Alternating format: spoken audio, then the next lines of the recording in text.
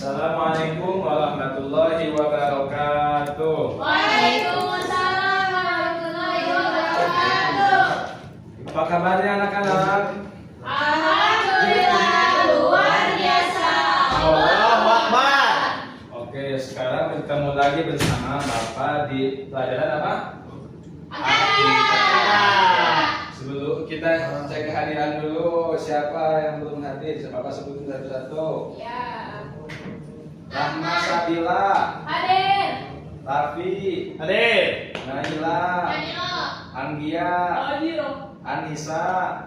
Izin Pak. Izin kemana? Tadi barusan Minum kopi. Acara program. Ainun. Hadir. Oke, alhamdulillah gak ada yang sakit ya hari ini. Sakit Pak aku. Oke. Nah, sebelum kita belajar tentang apa ini? Sifat-sifat dan perilaku jin. setan. Kita buka dulu pelajaran dengan membaca doa. Siapa yang mau pimpin doa? Ya, silakan. Baik, sebelum kita memulai pembelajaran, alangkah baiknya kita berdoa kepada Allah Subhanahu wa Ta'ala. Baik, berdoa dimulai. Bismillahirrahmanirrahim. Rabbi zidni ilma warzuqni fahman bi rahmatika ya arhamar rahimin. Amin. Semoga dengan telah dibukanya dengan membaca doa, ilmu yang akan kita pelajari nanti bisa bermanfaat untuk di kemudian hari. Oke, karena kita warga Indonesia yang cinta dengan kebangsaan, kita nyanyi dulu, semuanya berdiri. Kita nyanyi lagu wajib nasional. Oke, kita nyanyi lagu apa? Halo Bandung. Halo Halo Bandung. Ya. Saya mau mimpin ke depan. Ayo silakan. Hafal semuanya lagunya? Bagus. Ya semangat, harus semangat. Ya. 1, 2, 3. Halo, halo Bandung, ibu kota beriaman. Halo, halo Bandung, kota kenang-kenangan. Sudah lama kita berjumpa dengan kau. Sekarang telah menjadi lautan api Maimun rebut kembali. Oke, terima kasih ya Inor, silakan duduk kembali. Oke, ini bangku depannya diisi ya. Ya, Pak. Supaya sama-sama. Ya, maju. Ilham itu Pak. Aku lagi ngecas, Pak, nggak bisa. Ini bawa HP. Ya, maju. Bukan pesantren gitu. Itu lagi isi tangga, maju ke depan. Ke depan. Iya, itu AI yang ganti. Ya, ini maju ke depan. Biar Bapak lihat. Isi bangku Biar kosongnya Bapak lihat. Air kecil. supaya gak diisi sama setan. Astagfirullah. Iya bisa. Ini seperti yang depan isi. Dan saya raja iblis. Hah? Naila depan isi.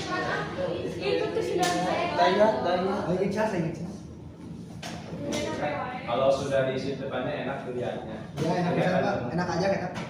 Oke. Nah, kita kan tadi mau belajar tentang apa? Sifat-sifat dan perilaku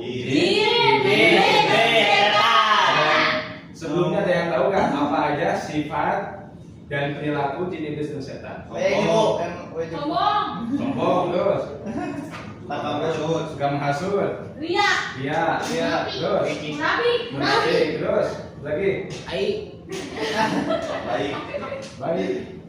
jahat. Nah, kenapa kita harus mengetahui ciri-ciri, sifat dan perilaku jin iblis dan setan? Kenapa? Agar bisa menjauhi sifat-sifat tersebut. Betul, supaya kita bisa menjauhi apa aja sifat-sifat mereka dan kita tidak mendekati.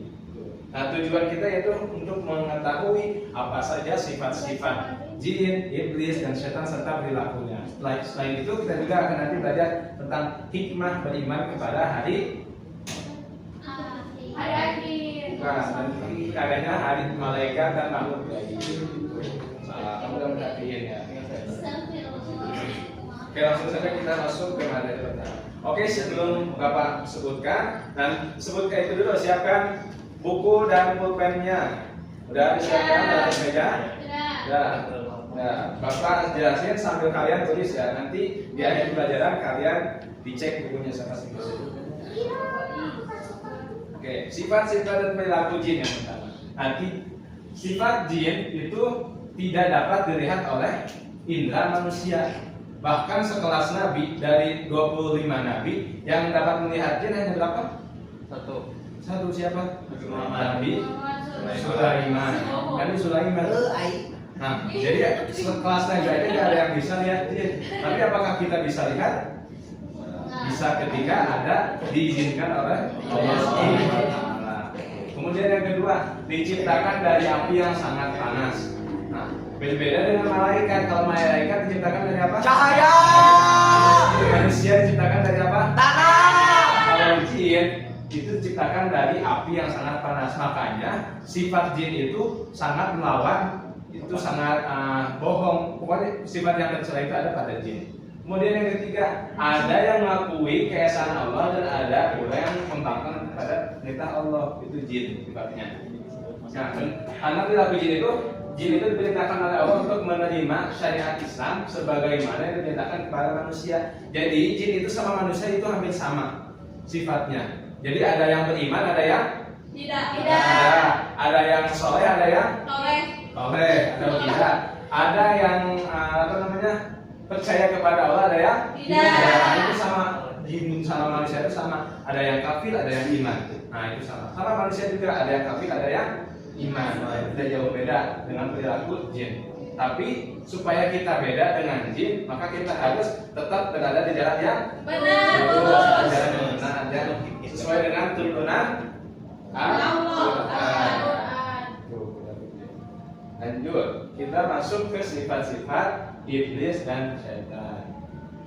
Nah, sifat iblis itu yang pertama, tidak dapat dilihat oleh indera manusia, sama seperti tadi sama jin juga. Jin, malaikat itu kan karena makhluk gaib, jadi tidak bisa dilihat oleh manusia. Kemudian yang kedua, diciptakan dari api yang sangat panas. Nah, jadi iblis dan setan itu masih satu keturunan dari jin. Jadi makanya diciptakannya masih dari api yang sangat panas. Kemudian yang ketiga, angkuh dan sombong sebagai sifat dasar dari setan atau iblis. Nah, kalau jin tadi kan ada yang sombong, ada yang tidak, ada yang taat, ada yang tidak. Nah, tapi beda dengan iblis dan setan. Kalau iblis dan setan itu semuanya sombong dan angkuh sifatnya itu. Jadi semua perilaku yang buruk ada pada iblis dan setan. Beda dengan jin. Kalau jin ada yang baik, ada yang tidak, ada yang beriman, ada yang tidak. Yang kemudian yang keempat, selalu membangkang terhadap perintah Allah. Contohnya apa? Ada yang tahu nggak? Contoh ketika iblis membangkang kepada perintah Allah. Bersujud ke Nabi Adam. Iya betul. Ketika semua makhluknya diperintahkan oleh Allah untuk sujud kepada Nabi Adam, hanya iblis yang tidak mau sujud. Kenapa tidak mau sujud? Ada yang tahu? Karena sombong. Merasa paling baik, merasa dirinya itu lebih mulia daripada Nabi Adam. Padahal Allah merintahkan untuk sujud itu bukan untuk mengetahui siapa yang lebih mulia, tapi ketika iblis tidak mau sujud, maka dapat diketahuilah siapa yang paling angkuh, siapa yang paling sombong, tidak mau taat kepada Allah. Kemudian yang terakhir, yang kelima, tidak mati sebelum datangnya hari kiamat. Nah, jadi iblis ini punya privilege yang diberikan oleh Allah, karena ketika diusir oleh Allah dari surga, iblis itu meminta satu permintaan, yaitu apa? Tidak mati sebelum datangnya hari kiamat, serta diberikan untuk mengganggu manusia. Jadi kita ini diganggu oleh setan dan iblis. Jadi ketika kita belok dari jalan yang lurus, itu diganggu ada iblis dan setan. Tetapi jangan semua perilaku kita yang buruk kita salahkan iblis dan setan. Karena kadang perilaku kita yang buruk itu ada dalam diri kita sendiri, keinginan diri kita sendiri. Tapi emang sifat jin iblis ini menyesatkan kita dari jalan yang lurus gitu. Ya. Kemudian perilaku iblis dan setan. Nah, perilaku iblis dan setan ini mengingkari perintah Allah dan tidak mau menghormati Adam, tetapi juga berusaha menggoda Adam dan Hawa memakan buah yang terlarang. Nah, kan awalnya itu Nabi Adam itu tinggal di di surga sama Siti Hawa, sama iblis juga sama. Cuma ketika iblis ini sudah diperintahkan oleh Allah untuk sujud kepada Nabi Adam, iblis ini tidak mau sujud. Makanya dari itu iblis diusir oleh Allah dari surga. Nah, tapi ketika diusir oleh Allah, iblis ini tetap berusaha untuk menggoda Nabi Adam, menggoda Siti Hawa untuk sesuatu yang dilarang oleh Allah di surga itu. Jadi ada satu pohon yang Allah larang Nabi Adam untuk mendekatinya. Nabi Adam bisa menjauhi pohon itu, tapi ketika Siti Hawa yang digoda oleh iblis, Siti Hawa tidak bisa melawannya, sehingga ketika Siti Hawa yang bisa dijerumuskan oleh iblis untuk mendekati pohon itu, maka Siti Hawa mengajak Nabi Adam. Nah, Nabi Adam ini kan luluh sama Siti Hawa, jadi ke bawah Nabi Adam juga untuk melakukan maksiat yang terlarang. Makanya setelah mendekati pohon itu memakan buah buldi, Nabi Adam dan Siti Hawa itu diusir oleh Allah dari surga. Jadi setelah diusir, iblis pun senang karena Nabi Adam yang menyebabkan dia keluar dari surga itu telah diusir juga. Nah, menghendaki agar manusia menempuh jalan yang sesat serta menggoda manusia agar menyeleweng dari petunjuk Allah. Setan dan iblis senang jika manusia hidup menderita. Dia akan membinasakan dan menggoda Adam beserta seluruh keturunannya sampai hari kiamat. Dan tadi sama yang telah dijelaskan juga. Jadi setan sama iblis itu tidak akan putus asa sebelum kiamat. Dia akan terus berusaha supaya umat Nabi Muhammad ini, keturunan Nabi Adam itu tersesat, tidak berada dalam petunjuk Allah. Nah, itu usaha dari iblis dan setan. Oke. Udah ditulis semuanya? Sudah. Oke. Lanjut. Nah, kita masuk ke materi berikutnya, yaitu hikmah kepada beriman kepada malaikat dan makhluk gaib yang lainnya. Di sini Bapak nyantumin 4 dulu. Nyantumin 4, nanti sisanya kalian cari ya. Nah, yang pertama hikmahnya itu sebagai bukti keimanan seseorang, karena tidak sah iman seseorang tanpa beriman kepada malaikat. Kenapa tidak sah imannya? Karena kan kita itu sebagai orang mukmin harus mengimani apa yang harus diimani. Jadi ada berapa rukun iman? Ada 6. 1. Allah, 2. Malaikat 3. Kitab 4. Nabi 5. Hari kiamat yang ke-6. Kita itu harus beriman kepada salah satu, semua yang 6 itu, bukan salah satu aja. Jadi iman kepada malaikat ini termasuk salah satu dari yang 6 itu. Makanya kita wajib beriman kepada malaikat. Kemudian yang kedua, mengenal keagungan Allah, kekuatannya dan kekuasaannya. Kebesaran makhluk pada hakikatnya adalah dari keagungan Sang Pencipta. Nah, jadi ketika kita beriman kepada malaikat, kan rupanya malaikat Jibril itu yang telah disebutkan dalam hadis itu kan sayapnya itu berupa apa? Banyaknya berapa? 600 sayap. Kan kita gak kebayang 600 sayap itu seperti apa. Kan itu besar. Berarti ketika Nabi Jibril itu besar, berarti yang menciptakannya jauh lebih besar juga. Makanya itu kita harus mengenal keagungan Allah.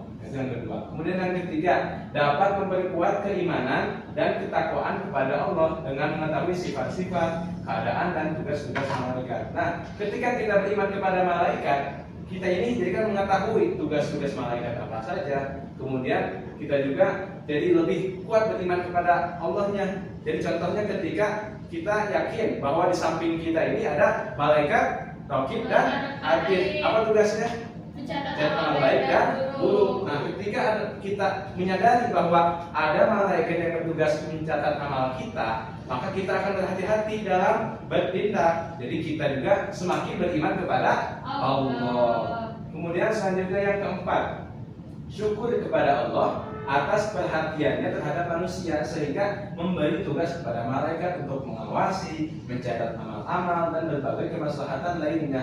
Nah, jadi kita itu harus bersyukur kepada Allah dengan adanya malaikat. Jadi kita ini menjadi lebih diawasi, semua perbuatan kita dicatat dan berbagai kemaslahatan lainnya.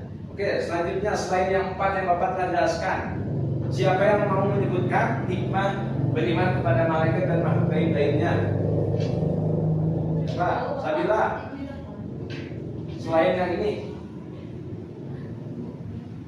Aku Bapak. Ya. Satu aja ya. Dua. Silakan. Apa? Kita jadikan contoh sifat malaikat yang disiplin dan selalu tunduk kepada Allah, melaksanakan perintah Allah dalam rangka beribadah kepada Allah. Iya betul. Jadi ketika malaikat itu kan disiplin, tugasnya itu taat kepada Allah. Nah, ketika malaikat itu taat, kita bisa mencontohnya. Jadi kita juga harus selalu taat. Jangan ketika taat itu ketika kita mau aja, ketika mood. Nah, kalau saya mood, saya mau sholat. Kalau nggak mood, saya nggak mau sholat. Nah, jangan seperti itu. Jadi harus konsisten dalam beribadah. Kemudian selanjutnya siapa lagi yang mau? Naila, silakan. Kita harus benci. Bencinya kepada apa? Kepada perbuatan maksiat, Pak. Betul, kita harus benci kepada perbuatan maksiat. Kenapa? Karena malaikat juga tidak bermaksiat kepada Allah. Kalau makhluk yang bermaksiat kepada Allah itu apa namanya? Setan. Jadi kalau kita bermaksiat, kita sama dengan setan. Selanjutnya ada lagi, seorang lagi siapa yang mau? Seorang lagi siapa? Jung? Aku. Ya, silakan. Yang Aku. lagi. Jadi supaya kita jadi lebih hati-hati dan waspada dalam kehidupan ini, sebab musuh yang nyata bagi manusia itu akan selalu menjerumuskan ke jurang kesesatan. Iya betul. Jadi kita harus lebih hati-hati karena di samping kita ini ada malaikat, tapi tidak hanya malaikat, ada juga setan yang selalu menjerumuskan kita kepada jalan yang sesat. Oke, terima kasih. Nah, karena ini semua sudah tulis, kita langsung masuk ke tugas. Ini Bapak ada tugas, dikerjakan masing-masing. Ini ada tugasnya mengisi pilihan ganda 10 dan esai 5 ya. Saya Bapak kasih waktu 30 menit. Oke. Bapak.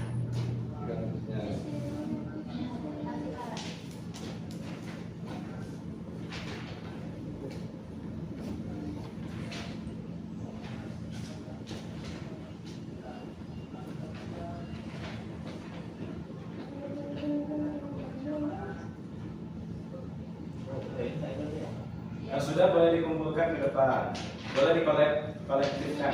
Ini siapa yang mana ini? Mana ini? Ini aku. Ini Pak. Oke, terima kasih Tama. Bapak Mama juara 30. Nah, nanti nilai yang telah kalian kerjakan ini nanti akan masuk ke nilai rapor sebagai tambahan nilai ujian akhir. Pak, saya harus mendengar itu semua. Oke, karena materi selesai kita simpulkan materi tadi. Ada yang mau menyimpulkan sebelum Bapak simpulkan? Satu orang. Rahma mau? Oke, silakan Rahma. Simpulkan materi yang telah kita pelajari. Tadi dijelaskan bahwa iblis itu tercipta dari api yang sangat panas dan dia selalu menyesatkan manusia. Hikmah kita meyakini adanya mereka itu supaya kita lebih hati-hati dan waspada dalam kehidupan ini, karena mereka itu selalu menjerumuskan ke jurang kesesatan. Betul, itu jadi kesimpulannya sifat-sifat yang buruk itu ada pada setan dan iblis. Kalau kita tidak mau mengikuti setan dan iblis, kita harus menjauhi sifat-sifat mereka, yaitu bohong, dusta, munafik, membangkang, sombong dan lain-lainnya. Kita harus menjauhi agar kita tidak disamakan dengan setan. Dan hikmahnya kita menjadi lebih beriman kepada Allah, kita menjadi lebih yakin bahwa Allah itu Maha Agung. Dan itu, jadi mungkin sekian. Jadi itu sekian kesimpulan yang bisa Bapak sampaikan. Nanti kita bertemu lagi di lain waktu. Oke? Oke. Kita tutup pembelajaran hari ini dengan mengucapkan basmalah alhamdulillah bersama-sama. Alhamdulillah. Sekian dari Bapak. Kurang lebih mohon maaf. Bila